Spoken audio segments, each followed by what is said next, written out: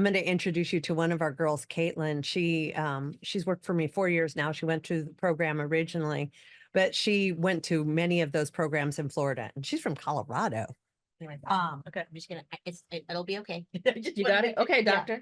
I got you. I just want to make sure. Yeah, there you go. Anyway, I want you to meet her because she has a disorder, and physical disorder. And anytime she would go to rehab, they were like, oh my God, of course you should be on medication. We were the first rehab that said, why don't you try it without? And so she has like 4 years sober with us, and it's amazing. If she hadn't found us, she, in her mind, she would have been dead, because the revolving door, the Florida model of putting her on a bunch of meds, letting her out, getting her back, like doing that whole thing over and over and over again. And that's what they do. Yeah. And then I never heard of, like, you hear about the Listerine story and the sanitizer story in rehab, Where people drink them. it, Yeah. right? Yeah. The youth is drinking it in Florida, right? And I was like, you guys drink sanitizer. I'm like, how do you stomach that, right? And then you get out, Yeah. right? Yeah. And then they run in groups. Yeah. Then they go find them and bring them back. I'm like, wow, that's like a $60,000 pop. Yeah.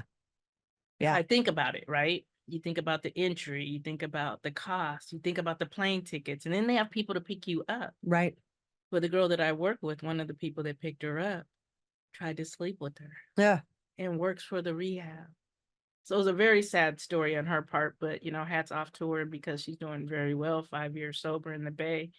And, by the grace of God, she's doing really well. That's great. Well, and they put them in unrealistic living environments, that very like mansion-like houses in the middle of suburbs, which all those neighbors hate it. Right. And then they shuttle them into a little outpatient facility, Yes. and it's just, I can't even believe they're still able to operate that way, or that's part of how things run. So the glitz to it and the way they sell the parents, your kids are going to go to this resort. Right. Right. They're going to be on a high end. Yep. They're going to get good food. Yep. He talks about the food today, how good it was. Yeah. Right. But the care is not 100%. No. The care is just horrible. Yeah. Like any young person or anyone, you can go in and out of a rehab like 6 times, 7 times, and nothing hit. There's a problem. Yeah. Yeah. Well, and it's interesting because we'll get people in who we call professional rehab shoppers. Like, they know the system. They know they have good insurance. And so they know, how to work the system in any rehab, because they've been doing it for so long with other programs and insurance, and how to manipulate it. And they come in, they get their fill. They're like, okay, I'm leaving now. They learn how to use that system to their benefit without actually ever committing to getting better, because It's they job related. Yeah, because they figured it out. They figured Right. out how to work the system and get free drugs, basically, with insurance paying for it, and a place to put their heads until they're ready to go back and do it again. Right. And then a lot of times in corporations, that's what they do. You know what? You've messed up at work. I need you to go to a rehab. We're going to pay for it. Yeah. Right. You're going to go to rehab. We'll see you in 3 months. You want to take a year, whatever you need. Mhm. And normally it's 90 days. And then they might give you a year if this is your second, third rodeo.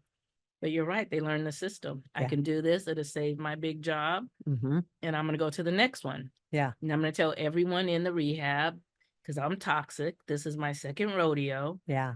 Read this, do this, like they're pros. And they really have gotten nothing out of the program. Yeah. Yeah. One of the things that's a successful, it's worked for us in the past, is actually applying gradients of discipline, including sometimes suspension, because sometimes when you have someone there who doesn't want to be there, it affects everybody in the group. And as much as we want to save that one person and they're going to get it, the toxicity of spreading it to everybody else who is trying to be there and get help is worse than cutting that one person loose. And a lot of times when we cut that person loose, they go out and try it and they're like, actually, maybe I do want to be there. And we're able to get them back pretty quickly after they do a program outside of here to prove that they want to come back inside. Right. But it's hard when you walk in. When I walked into Kaiser, and I'm going to say that, everyone was on their 3rd or 4th rodeo. And I was like, you guys all ride horses? Right. I'm in there like congestive heart failure. I'm like sick. And they're just like, no, I need to come here because I just keep relapsing. Right. And Yeah. and it's just a room where we revolve, and the insurance and jobs you're paying, and you know what? There's no boundaries. We don't like rules. Right.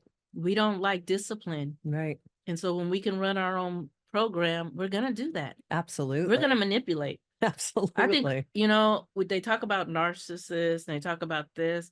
And if I look at my traits, I probably had some of those traits. Yeah. Because I wanted it my way, and I was a great manipulator. I was a great at hurting people. Yeah. Great at running two ends to the middle. Love the Yeah. gossip, love the tea, right? Yeah. And that's what we do when we're in a program. We start running the program and they just take our money. Yeah. And then we leave and they don't care. Go to the board, okay. You know, but for a truck driver, I know for a fact, because I was in there with two, and they have to go to rehab. They have to do a 90-day stint, and then they have to do some outpatient, but then they get a year. If they do a year clean, right? Then they slap them on the hand. Yeah. And then they go back out. Yeah. Come back again. Yeah. They know the rules. They know the rules. They know how to work it. But on the flip side, and like the cool thing about it is if you can actually rehabilitate people like them, like us, they're the best employees of anybody. They know how to hustle. They know how to work ethic. They know how to get stuff done. They are willing to do the uncomfortable stuff, the hard stuff. They make the best employees. So if we can turn that corner with them, they become our greatest asset. And they are, because I will say this, when you go to a rehab and you walk in and you get drugs, we don't learn how to be our best self. Right. Right? We learn how to be our alternate self. So being our alternate self means we're not clean. We're just going to another drug. When I walked into rehab, I remember telling them, I go, I'm walking in an alcoholic. I'm going to walk out a drug addict. Stop. And they're calling you sober. Like, how confusing is that? You're trusting these people as professionals in the field that are medicating you on 5 different drugs, 10 different drugs. And they're like, now you're sober. Like, how confusing is that? Right. I'm like, no, I'm a drug addict. Yeah, Because thanks. my addicted mind says, I need this to go to sleep. I need this to wake up. Yeah. I need this to have a conversation. And guess what? I'm not feeling you because I'm numb. Yeah. Right. So Yeah. why shouldn't I drink? I just switched my addiction. Yeah, absolutely. Right? And it takes a lot to go deep. And that's what you bring to the table. Yeah. Yeah. Well, and to do it in a safe environment, you know, where of trusted individuals who are all in the same boat. Like, that's the place and time to do it. A lot of people outside of rehab or even outside of recovery can't handle those truths. So you got to do it in an environment where you don't feel shame, guilt, regret. You know, you're able to express those emotions and it's a safe place. I agree with that. I know my story is very tragic. When I tell people, they're like, no, you've never, even people in the program. But when it's safe, you can talk about it. And I remember the first time I was like, you don't want to hear my story because you're not going to believe it. And it's tragic. And it started as a little girl, and was it my fault? Right. And a trusted professional told me, you were too young. How could it be your fault? Right. But I wouldn't go out and tell a normal person that, because they would judge me. Yeah. I wouldn't have the job I have today because they would judge me. Yeah. Right. Judgment is real. It is. And when we start talking about our past, people put labels on us. Yep. You know, and then when we start talking about kindness and we start talking about we want to help other people, they don't understand we're only helping other people. I mean, myself, because I see myself in you. Yeah. I see the brokenness. I can see a broken person a mile away. Yeah. And sometimes I want to run. Yeah. I'm like, I want to run, but I can't. Right? Because they don't know what to do. I didn't know what to do. Right. Right? You go into a group, who can you tell? Who can you trust? And we all know, you know, and I both know, when you go to a big group, as much as we want to talk about anonymity, it's not always the case. And when we go to a group and we don't go to the right place to get help, that starts suicide. We relapse because guess what? Someone heard our story. Yeah. And they told 10 other people. And now we can't face ourselves because we're too young, we're too raw. Yeah. Right? So there's a big elephant in the room still. Yeah. Well, and that's where, working the steps, working with professionals, working like our program with a trusted individual privately and as a group, what you're willing to share, you kind of got to hit it from all areas because not everybody responds the same way every single time. Like you've got to hit them where they respond best. So, for example, for us, sometimes it's in an experiential. And people are like, oh, I'm just in here doing art. But for some people, that's how the light bulb goes on. They're drawing, they're not thinking. And then all of a sudden the realizations come. Or sometimes it is in that team or that group environment. And sometimes it's just one-on-one with their counselor when no one's around where they can get really vulnerable. And sometimes it's just writing, like we do a mindfulness workbook for addiction. And sometimes it's just asking the questions and writing and having those realizations. And they do all the work with the workbook because that makes them more comfortable. So you've really got to hit it from many different angles because not everybody learns the same way. And I agree with that. Yeah. I agree that when you're all over the place and you walk in, and the 12 steps are very important. I live them on a daily. They help me with patience, pausing, with God, with peace. I wish normal people did it on a daily, right? Yeah. And we walk out and we go to the store and someone's rude and we're like, you don't have to be rude. Yeah. I just said hello. Yeah. Right. But when we're in a safe place, we're already kicked to our lowest. And all we want is some compassion. Yeah. And we come into a place where trusting the people we walk into. And we don't know the difference. A normal person like myself, who's an alcoholic, never heard of rehab, never heard of AA. We don't know. I didn't know. And I could ask 1,000 people just like myself. They didn't know. Yeah. We thought walking in a group setting, coming in and out with a backpack, getting drugs, having 2 sessions a day, getting charged huge amounts of money for nothing. Yeah.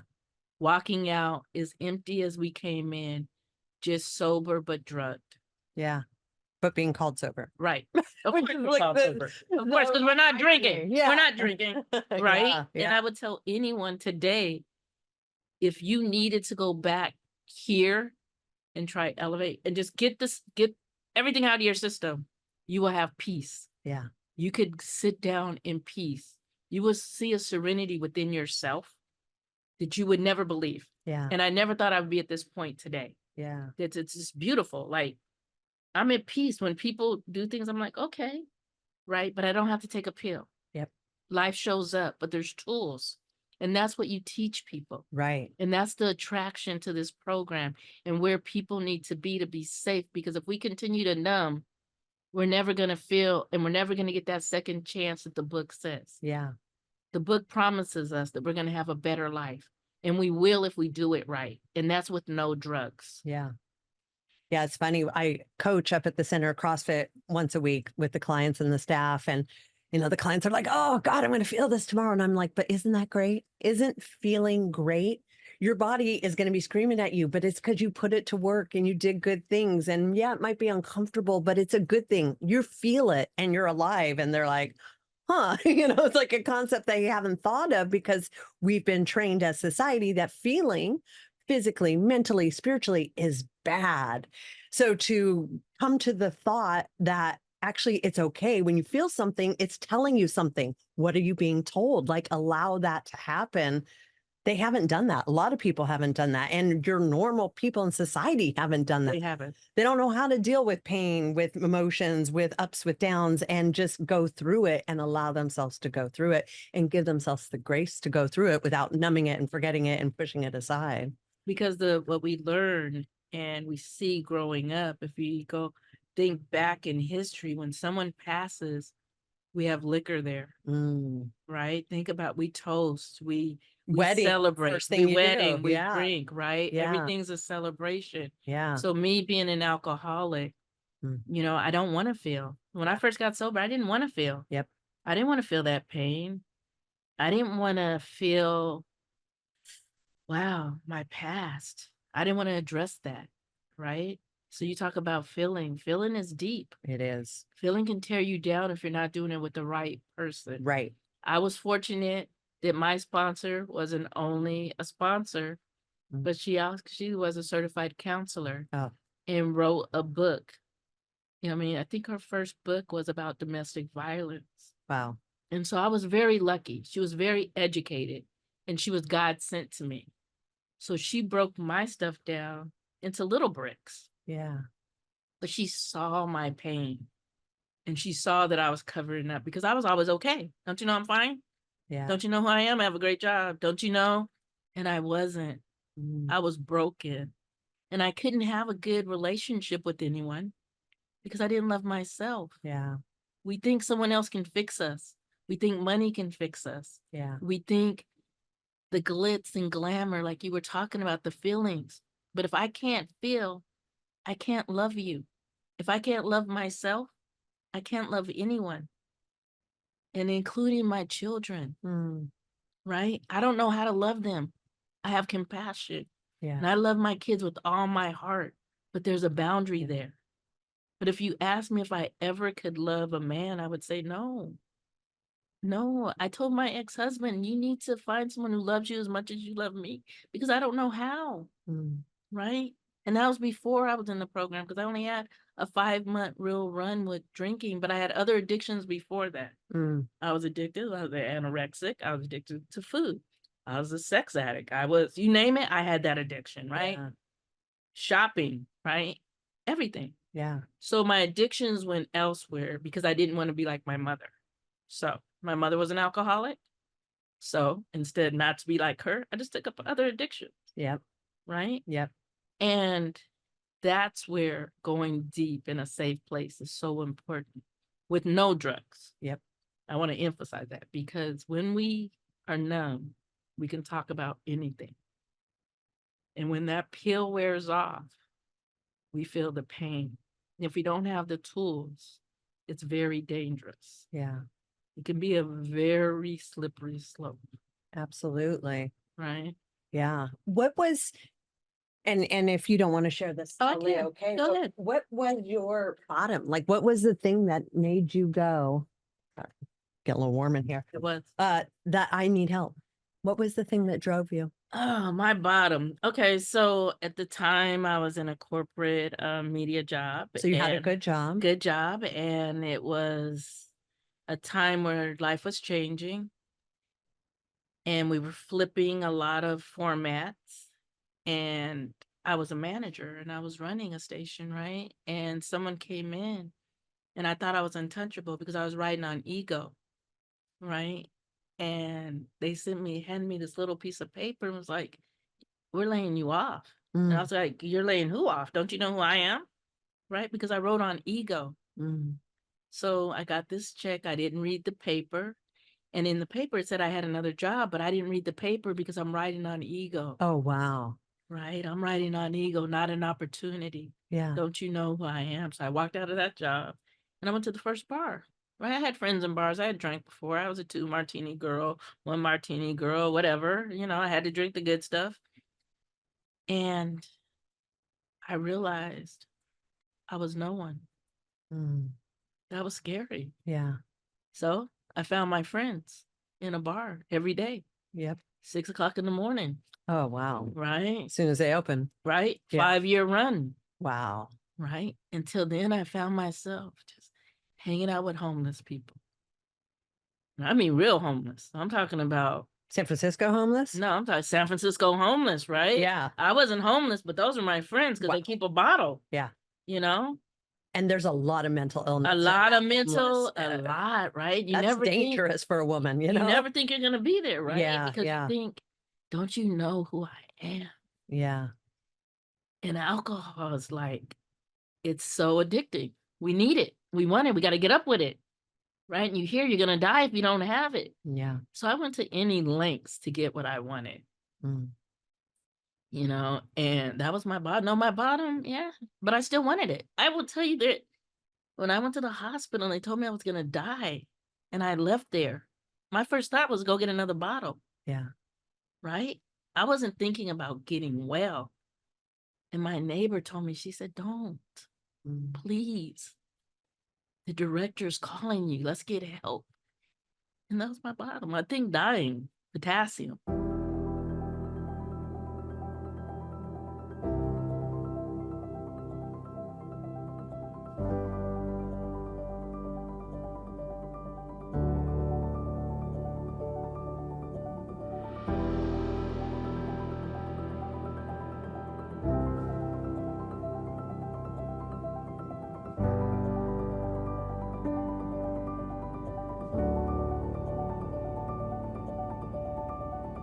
Yeah. So You you know? were completely emaciated, right? Super thin. And tell us about the potassium. What does that mean when you say that? So when you have to get potassium, your heart is fueled by potassium, Okay. your body, Electrolytes. like- electrolytes. yeah. Salt. and Right. So potassium. now you'll find that electrolytes are now sold, especially in lower income drug areas, to revitalize people. Mm, But when you're down to 0, you probably have 10% chance of dying.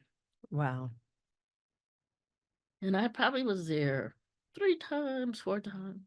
I'm that alcoholic who goes to the hospital and has a babysitter in their room. Yeah. You know, so if someone's out there like that, there's hope.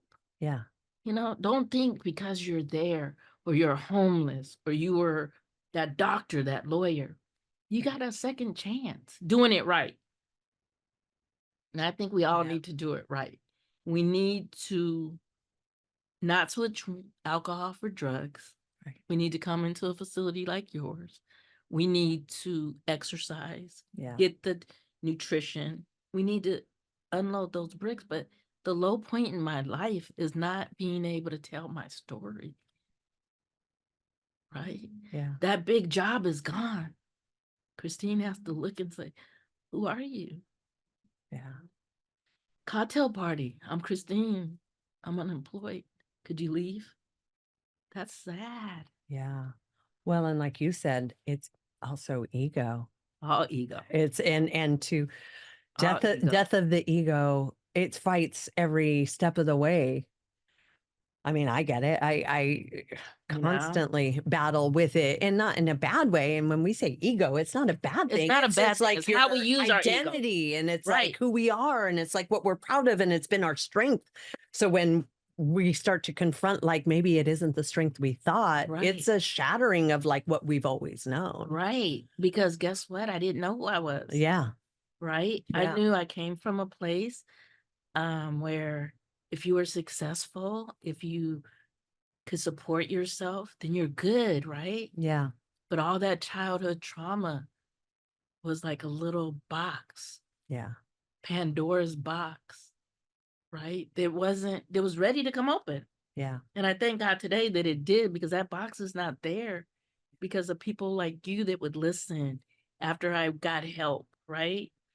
And if you carry around bricks, you're going to continue to lie, manipulate, hurt people. And I was that person. Yeah. I hurt a lot of people. And in complete denial that you're hurting anybody. I'm Right. just hurting myself. Why do Right. you all care? Right. Or, you know, we think we're playing one person against another and it's okay. Yeah. Right. Yeah. And that's not okay. But that's ego. That was my ego. My ego was, I'm who I am. Right. I could go anywhere. I flew around the world. I got to travel. I've been very blessed. But to do it sober, and I've done it, is a totally different dynamic. Yeah. It's a beautiful thing. The love that I have today for other people is totally on a different level. I didn't love people. Because you didn't love yourself. I didn't love myself. So I would tear you up. Yeah. I would tear you apart. You know why? Because I didn't like me. That's not a good person. Yeah. That's not who someone wants to be. And there's so many people out there that have been taken away from their parents like I was, who's had my story, but they don't know that there's a place of peace. Yeah. Right? There's no peace. They think they have to live in chaos. I mean, I stop every day with homeless people now. Because I work in that area, and I sit there and I talk to them, right? And it's the most beautiful thing to hear their stories, to let them know there's hope. Yeah. Right? Yeah. To let a young girl know that, you know what, you don't have to be here. I can show you a place that will help you. You know, there's resources. Yeah. And if you ever want them, let me know when I'm walking by. Do any of them let you know? They do. Good. I'm fortunate enough to build bonds with people, and I'm real. I'm real about my story. It's not candy coated. Recovery's not easy. Yeah. Recovery isn't, I come here and you do the work for me. Recovery is you do your work. Yeah. But the one promise that I can give anyone if we start unloading those bricks, we feel better about ourselves. We build confidence. We can show up at work. When stuff's going, that boss is at you. You know what? You don't have to get at them anymore. Yeah. You actually pray for them. And you actually walk by and be like, you know what? Hope you feel better tomorrow and feel good about yourself. Yeah. And you don't take it personally. I don't. You're not Nothing like, is oh, personal. they're pissed because of, whatever, you're just like, man, they must have had a bad morning. Okay. Right. Just And, grant them some grace and let them have their feelings. And and it that's is- what today is about, is grace, giving Yeah. people grace. Yeah. Which I never could do before. Same. And Right. including ourselves. Right. Yeah. Yeah, because you got to be easy on yourself, Yeah. and it's okay. It's okay to say, I tell people all the time, they're like, when I'm walking, they'll be like, Christine, I peed on myself. I'm like, I was a peer too. I'm like, I love peeing on myself. That was like my favorite thing. And I sit and talk to them about it. I'm like, why do we like to pee? Yeah. And I go, but before I leave, I'm going to give you some money. I don't care what you do with it. But hopefully you'll get you some new underwear, because I know your mom and dad love you. Hmm. These are young kids. Yep. These are women my age, whatever, men. We all are people and we're human. Yeah. We don't want to be, I was there. Yeah. Right? Where no one wants to talk to you. You're shunned. Yep. Right? Yeah. Which only furthers, the feeling of isolation and Right. lack of self-worth and shame, guilt, all those Right. things that are just so detrimental to our mental health. That just, certifies it over and over again when people treat people in need like crap.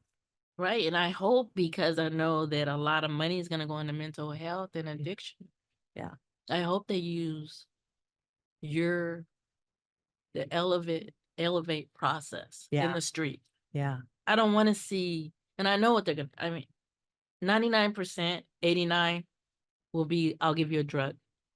The drug is going to kill us. Yeah. The drug is going to make us do more. They need to go out like you do, wholesome diet, right? Get those bricks off your back. Yeah. Let's work on the mental. Yeah. Let's work on the ego. Whatever's killing us, that's what we need to work on. Yeah. Confront our past, confront That's our it. trauma. Because How hard is that? it's hard and it's layers. It's like an onion. It's not like a one and done, like, oh, good, I peeled that onion, I'm great. It's like, okay, cool. Now what's the next layer saying? Oh, good, you did that one. Cool. What's under there? It's like a never ending process. it's still a process. It's still a process, but in what I feel like, and I'm sure you agree with this too, if we're not moving up, guess what? We're moving down. So if you're not continually working on yourself in some capacity, you're going to start sliding down the other side. And that's where that ego starts to kick in. I'm fine. I'm good. I did that. I put in the work. And once you quit doing the work, that's when, the relapses happen or all the different bad things can occur because you quit doing the work. And you can't, this is a process. It's going to be lifelong. Yeah. We're not an alcoholic for a day. Right. Unfortunately, we have this for life. Right. And it's something that we have to treat for life.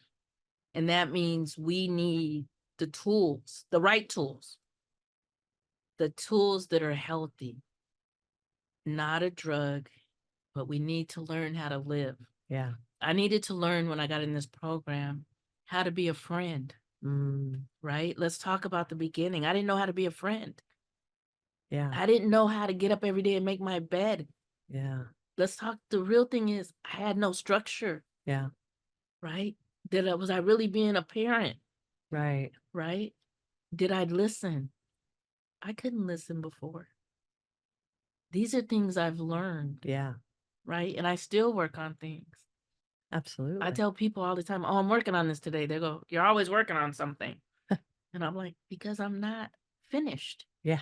Right. My past, as you hear in my voice, it cracks when I talk about my past and my journey, because it's painful still sometimes, because I think about that little girl. Yeah. I think about that person who was almost homeless. I think about that facade I put on for so many years, that mask that had to be painful. Yeah. That ego, that person that I never got to meet, that I know today, that I love. Yeah. Right. But that's what you bring to the table. You bring all that in a nutshell. You bring wholesome life back. Yeah. Right. And if you're not, anyone who just needs counseling. We talked about this. I've talked about your outpatient program. Yeah. And if you just need to work on yourself, how you can get in that. That is so, I don't care if you've gone through a recovery program, working on yourself, coming to you, unloading those bricks in a different way. Yeah. You know, being able to come here and say, you know what? I don't want to take these drugs anymore. Can you help me? Yeah. That's a big thing. Well, and I also feel like a lot of people who've overcome an addiction or had to confront things like we have and then done the work, they're almost better off than people who've just led a blessed life and no peaks and valleys. It's just kind of gone right for them, but they've never had a reason to have to dig deep because things have just always been sort of smooth and easy. But it's the people who've had to overcome massive adversity and traumas and things like that, that then had to do the work. They're almost better off. We are better off. I'm gonna tell Absolutely. you what, I wouldn't trade my life. I Same. wouldn't trade my journey. Yeah. Today I can help another person. Yeah. Today I can listen. Today I save lives just by listening. Yeah. I got to meet you because of this. There's so much that we have that the normal person misses out on Yep. because we're humble. Yeah. And I'm not going to say normal people aren't humble. I'm just going to say we ride on what we have. We ride on our status. We ride on our jobs, our titles, Yeah. right? Today, my job doesn't mean a thing. It's a source. Yeah. You know, today income is, it pays the bills, right? Because of this program, those things are set aside because it's about life. It's about being compassionate. It's about working on yourself, Yeah. right? It's about loving yourself. And Yeah. everything else is secondary. Yeah, well, and it's almost even superficial. It's like, we can go through the motions and keep everything going right. But I know for myself, and I know this is true for you, when people meet us, they're like, you're just very open and transparent and vulnerable. And I'm like, yeah, I know. Yeah, What, you're how like, else am I going to be? Like, right? that's who we are because we've done the work and then we feel a little more confident and a little more comfortable because we've told our story so many times because we've done the Right. work where it starts to give you confidence. And what I've learned, and I know you've learned this as well, the more I share of myself, it's kind of like what everybody's thinking, but nobody wants to say it. And so when you say it, it disarms people and they're like, oh, you think like I do. And it's like, yeah, we collectively probably all think the same, but people are afraid to say something or they're afraid to put themselves out there or be vulnerable in that way. And I also find that with normal people because we take that big elephant Yeah. and we just downsize it, as you just said. Yeah. We take it and we talk about our stories. Yeah. And a lot of people would double take. What? Especially a normal person. They want to feel sorry for us. Yep. Like, are you okay? What happened? Like it should be a movie, right? Yeah. Yeah. We're like, we're not the only one. There's probably 1,000 more of me, but they just don't talk about it. But know that this is real because in that room of normal people, I guarantee you there's 3 of us sitting there. Yeah. That need help. I don't care where I go, I Yeah. find me. Yeah. And me doesn't know where to go.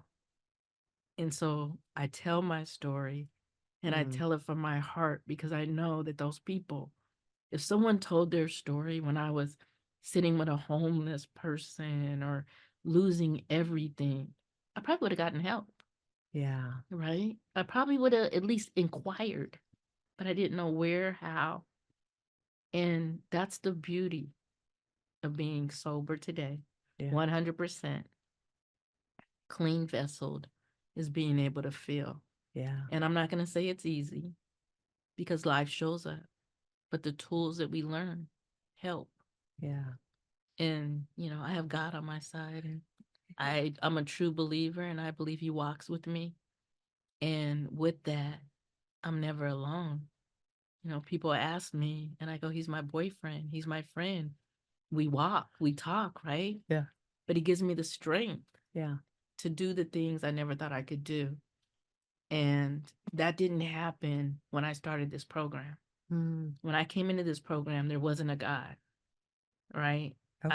I needed hope. I needed inspirations. I went to inspirational speakers. Then I went to where I could clap because I wanted to feel joy, right? And then now I'm more biblical. So it was a journey. So when people ask me all the time, they're like, "Wait, have you always believed in God like this?" I'm like, "No, I'm normal. I'm a person. I was not God. What God would want a child to be brought up? Like, I used to ask God all the time, do you hate me? Yeah. Right? Do you hate me? Who goes through what I went through?